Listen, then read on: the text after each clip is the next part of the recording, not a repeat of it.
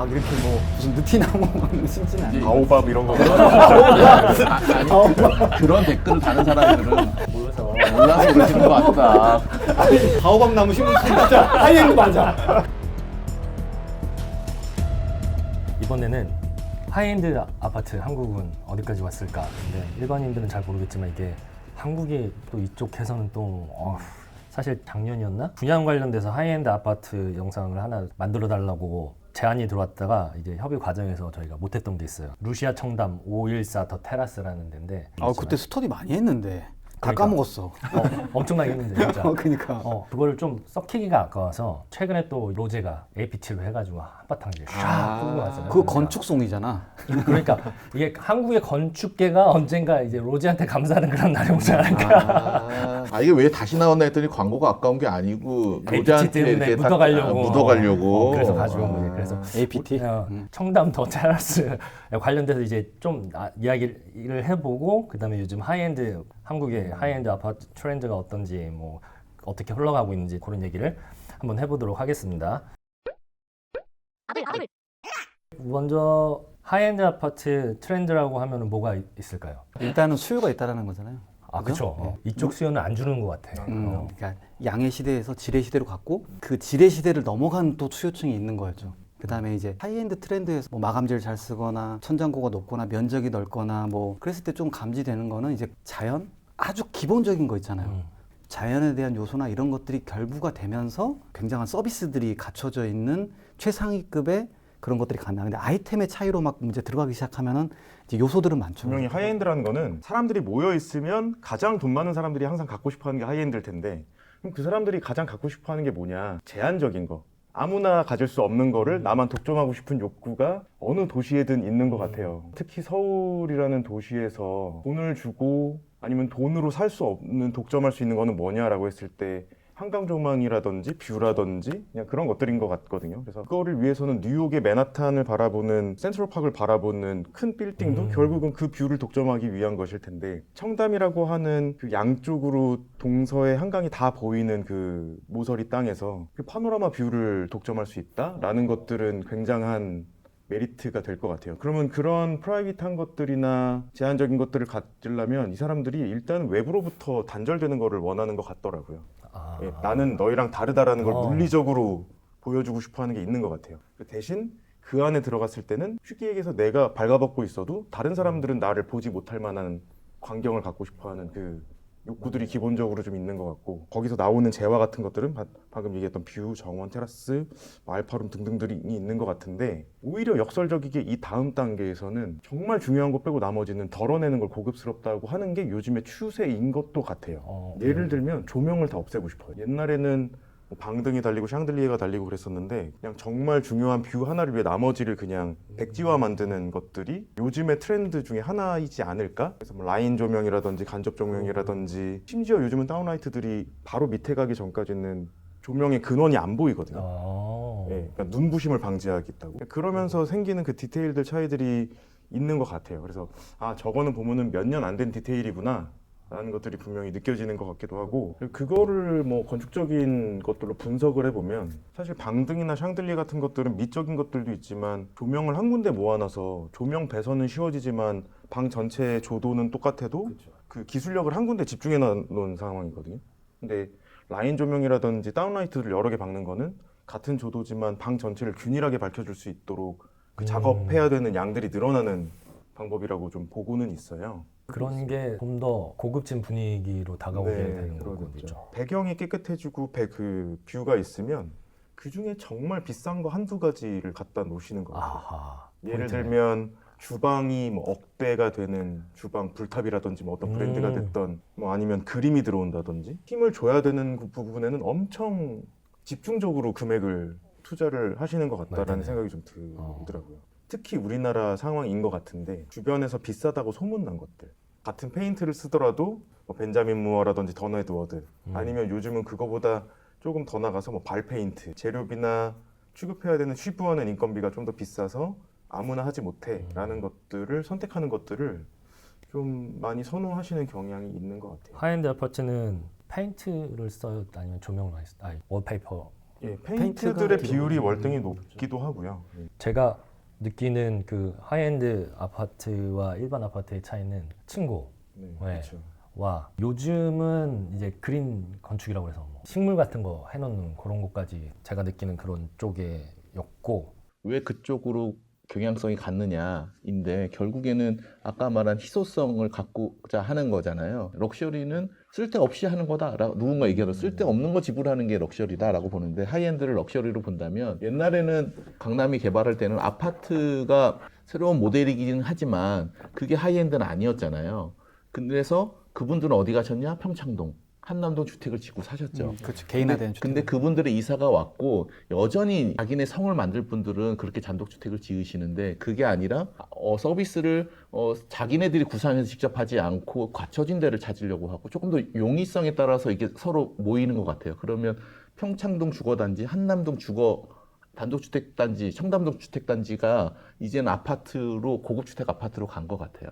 사실 그건 사실 있었어요. 청담동이. 아펠바움이라든지 네, 있었어요. 브랜드는 있었죠. 네. 일반인들은 아펠바움이 뭔지도 몰랐잖아요. 드러나지 않았거든요. 자기네들끼리 그냥 분양했었던데 지금은 수요층이 늘어서 그런지 지금 저희들도 인식할 정도로 저희들한테도 인식되고 이게 분양되고 이게 PF가 저걸 불발되기도 하고 막 이런 이슈가 나오잖아요. 그건 분명히 그 예전보다는 트렌드를 갖고 있기 때문에 기사화가 된다고 보는 거고 지금은 이미 그런 문화들을 겪었던 2세대, 3세대들은 이미 아는 거죠. 그렇기 때문에 사실 유럽의 미니멀리즘이라든지 어떻게 돈을 선택과 집중을 한다든지 자신들만의 프라이빗한 성을 만든다든지가 맞물려서 하이엔드 아파트가 지금은 유용으로 나타나지 않았느냐. 근데 사회적으로 보면 이 트렌드가 살짝 멈췄죠. 이제 PF 문제가 생긴 거죠. 얼마 전에 했던 리차드 마이어도 PF가 불발되네 만에 이랬잖아요. 결국에는 후속 기사를 못 봤는데 아마 된 것 같긴 해요. 그러니까 이 최고급 아파트 갈수록 그 시공사 마진은 최악으로 떨어지더라고요. 아 그래요? 예. 왜냐면은 같은 공간을 만드는 데 있어서 이게 돈이 천문학적이야. 개인이 맡았다가 그래서 불발이 많이 돼요. 최고급 아파트가. 그 영동대교 남단에 그 하얀색 그 GD가 샀다 그랬나? 아세요, GD랑? 죄송합니다. 아는 것처럼 이야기했다가 그거 연락 받으신 줄 알고. 그게 제가 알기로는 분양할 때 그렇게 소문나지 않았는데 완판을 했잖아요. 네.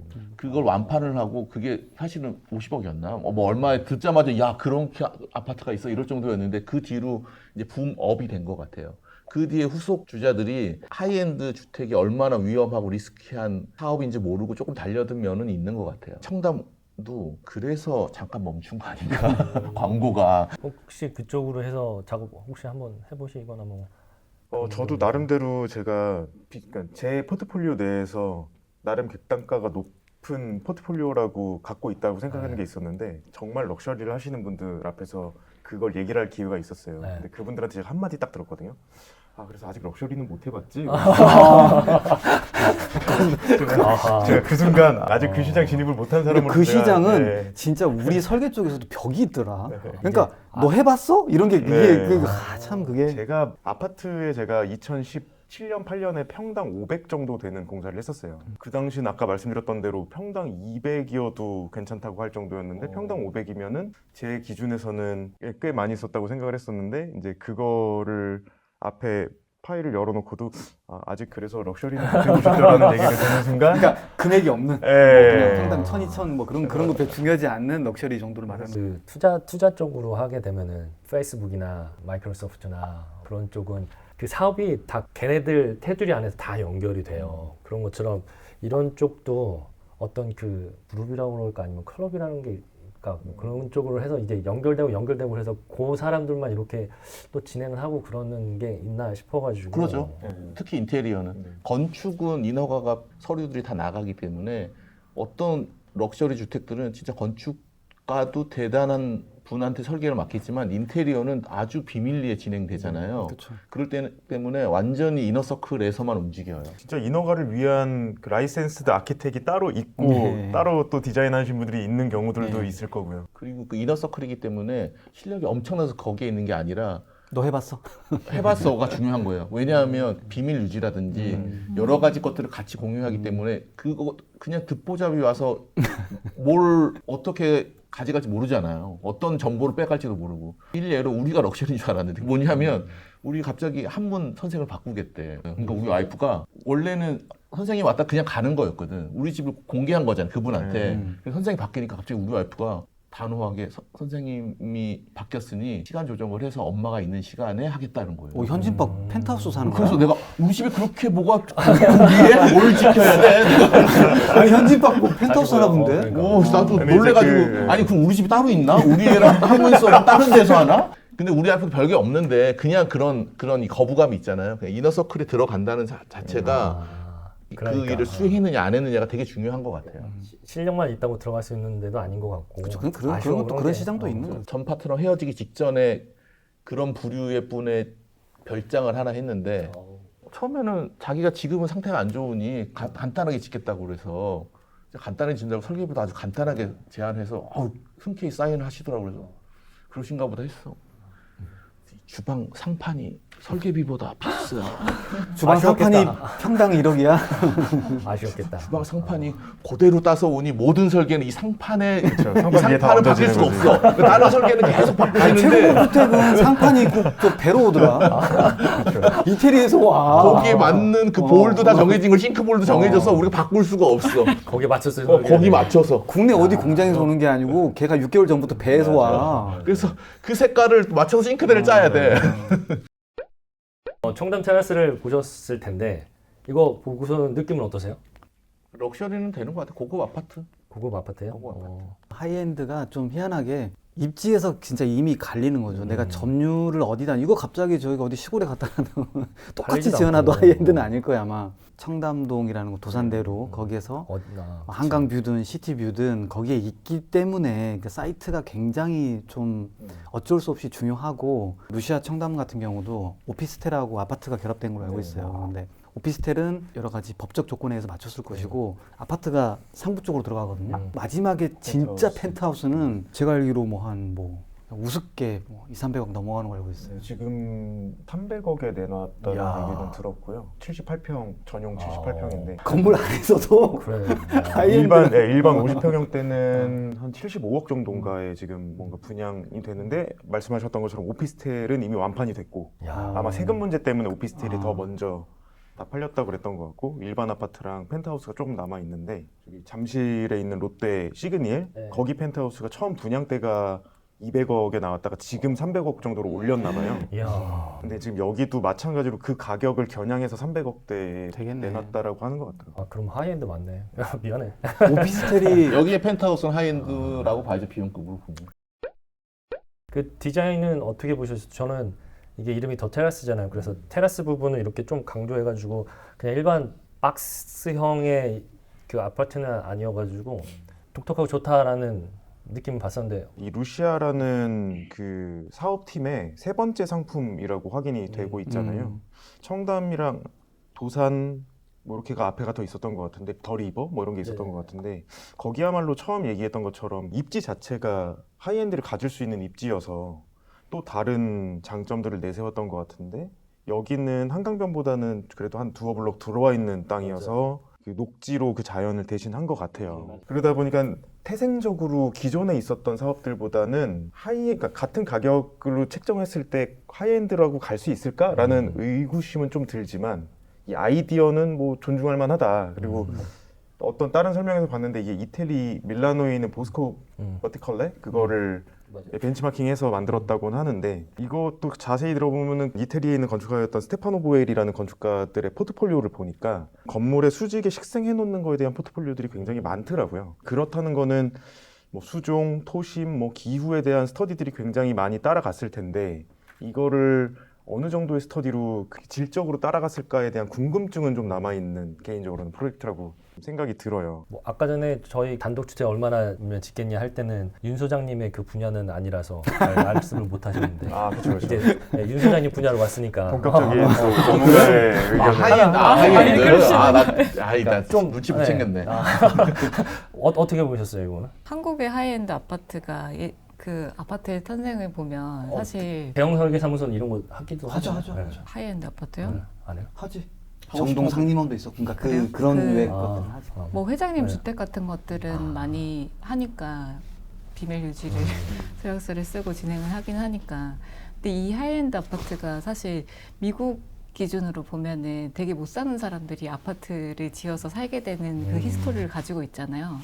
그리고 우리나라는 또 종류가 좀 다르기는 하지만 아파트가 가지고 있는 가치라던가 뭐 서울에 이런 밀도 있는 도시라던가 이런 스토리들이 있긴 한데 그 정도의 뭐 200억, 300억을 가지고 그 정도의 밀도에서 그 높이 본다는 거가 어떤 의미가 있을지 저는 사실은 확실하게 와닿지는 않거든요. 그 돈 가지고 있으면 서울에서 제일 좋은 단독주택, 그것도 맞아요. 지대가 높은 데를 사서 메이드들 다 하고 가드닝도 하고 하면서 맞아요. 그렇게 독립적으로 시크릿하게 자기만의 공간으로 특별하게 만들어서 살고 싶지 않을까라는 생각을 여긴 했었거든요. 또 하이퍼엔드다.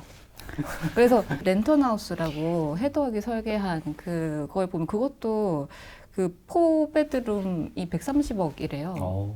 거기도 보면 시티뷰 있고 허드슨 리버보드 있고 또 그 미술관 중심구이고 하이라인도 지나가는 그 아파트도 가격이 130억인데 우리나라 서울에서 200억, 300억 한다는 거가 이게 진짜 하이엔드인 건지 그냥 이렇게 가격을 책정 자체를 그냥 하이엔드로 해놓은 건지 아니 아까 그게 그거는 의문인 아까 거지. 현진팍 이야기한 거랑 같은 거지. 단독주택으로 한남동이랑 뭐 이런 데서 최고급 주택 공간들을 하는 거가 있고 여긴 또 우리나라의 또 가장 저도 방금 말씀하신 거에서는 이 집을 퍼스트하우스로 쓰시는 분들은 그리 많지 않을 것 같아요. 세컨드 네, 그러니까 직업이 가까운 쪽에서 잠깐 머무셔야 될 때 세컨이나 서드하우스 정도로 쓰시지 않을까라는 하이엔드가 물론 경관 같은 것도 좋지만 기본적인 면적이나 생활하는 메이드 두고 하시려면 기본적인 면적이 필요할 텐데 사실 50평형대, 70평형대로는 거기에서는 조금 부족한 공간일 수 있는 것 같고 제가 봤던 어딘가의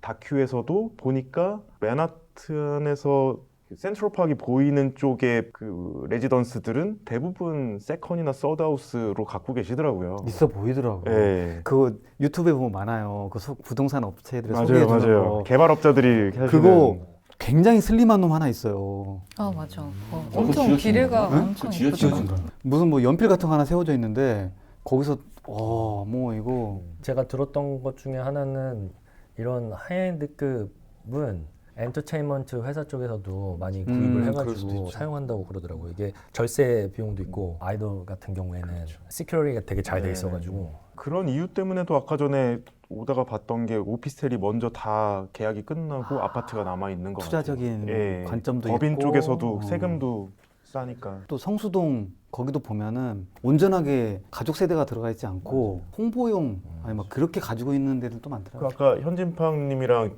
저기 현진팡- 있으셨던 현진팍을 알아? 그 GD가 처음에 살아서 유명했던 데가 갤러리아 포렌가 트리마젠가가 그래서 유명해졌던 데였던 것 같은데. 그거는 홍보 효과도 진짜 있겠다. 네.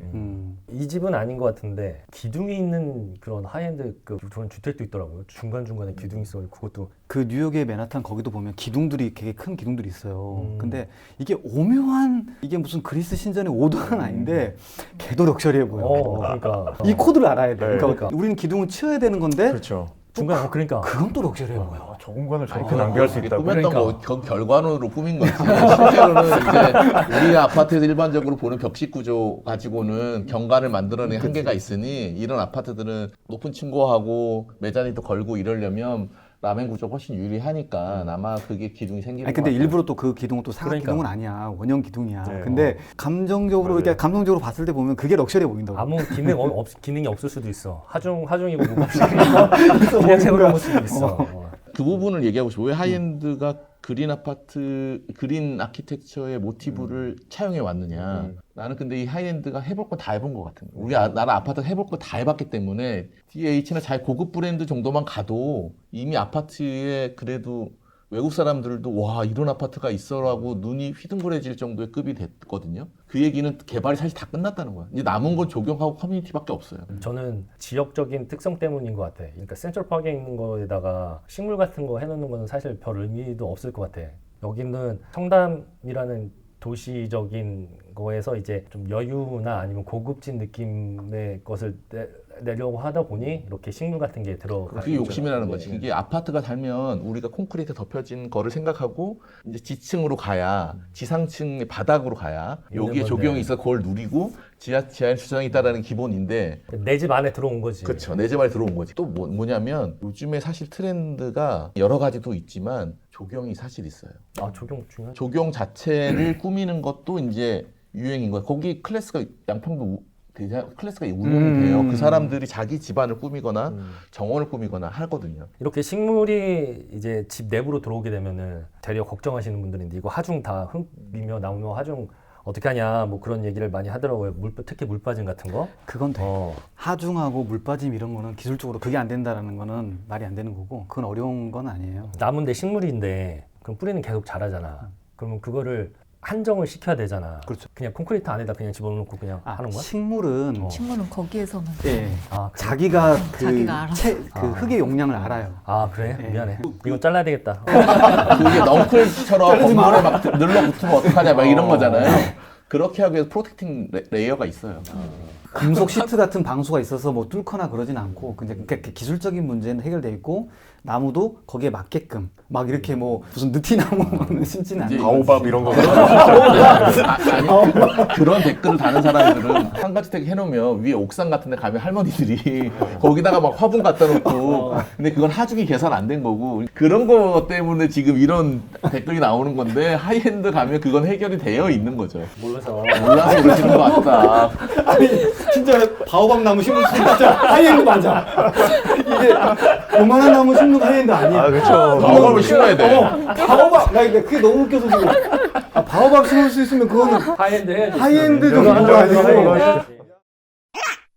그 나무 뿌리들이 콘크리트 이렇게 해가지고 잘라지면 어쩌냐 뭐 그런 것들이 그러니까 어디서 뭐 이미 본 거 나무는 같아가지고 예, 나무를 잘 몰라서 이제 말하는 거고 그런 나무 루시아 심지 않아요. 홈페이지 들어가 봤더니 그 내부 팀에 뭐 건축사 사무소도 있고 조경 사무소도 있더라고요. 아마 미리 어느 정도는 다 계산해 놓지 예, 팀이 않았을까. 있어요. 건축 네. 설계팀이 근데 있고. 우리가 그 대지에 밑에 아무것도 없이 진짜 자연 대지에 하는 거랑은 완전히 다른 식생이. 그렇죠. 아니, 일단 수중이 바오밥은 아니라서 얘가 오케이. 예. 아. 지금 윤 소장 지금 방송이 안 돌아오세요. 어디 갔어? 이 사람 어디 갔어? 방송이 안 되고 있어. 근데 그 댓글 다신 분 되게 화내시는 거 아니야? 이렇게 우리가 너무 가볍게 넘긴다고. 뭐 동물도 잘할 것 같은 느낌이잖아.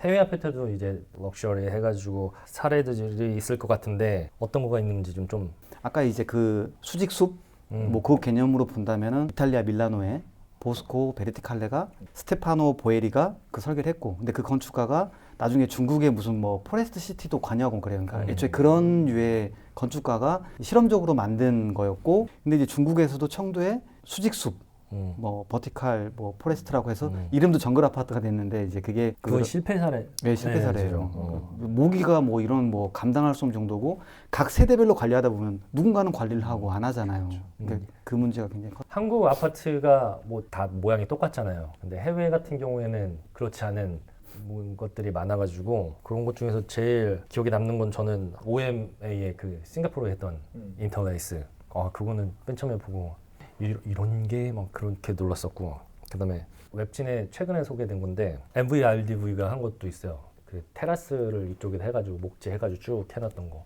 그런 아파트도 되게 인상적이다. MVLDB의 그로티우스 타워스. 네. 네, 그로티우스 타워스는 네덜란드 헤이그에 있고 특히 좀 그거 보고 인상적이었던 게 이제 옥상부를 좀 스터디를 했죠. 그래서 뭐 약간 맞아요. 무너지는 듯한, 아니면 쏟아지는 듯한, 그러니까 뭔가 메스를 비워내면서 거기에 테라스와 창들을 만들었던 거죠. 거기를 이제 크라운이라고 하더라고요. 약간 왕관 같은 느낌? 왜냐면 거기가 또 펜트층들이잖아요. 밑에 층들은 이제 조금 굉장히 좀 거의 캔틸레버 구조처럼 나오는 발코니 정도가 있어요. 밑에는. 그렇게 해서 만든 그런 거고 그 다음에 저기 OMA가 한 그건 싱가포르에 있는 건데 아파트를 우리가 보통 수직으로 아파트 이렇게 쌓잖아요. 이제 이게 아니고 한 뭐 레벨이 다른 아파트를 완전히 수평적으로 맞아요. 연결한 네. 거죠. 그 옥상 정원들이 연결되기도 하고 그렇게 비워낸 사이사이에는 막 수영장도 있고 싱가포르가 아마 기후적인 게 있어서 블록 단위로 해가지고 겹치잖아요. 네. 그렇게 생기면서 만들어지는 옥상을 되게 적절하게 잘 사용을 했다는 생각이 들었었고 세곡동인가 내곡동에도 이렇게 비슷한 예, 모양으로 예, 한번 예. 된 적이 있지 않았나요? 우리나라에도 뭐 LH에서 이제 그 뭐 성냥갑 아파트를 벗어나는 거 해서 막 지명 공모도 하고 아, 그래서 그랬어요? 막 그리고 뭐 외국인이 설계한 거 하나 있잖아요. 예. 외국 사례들을 보면 시행사가 엄청 많아요.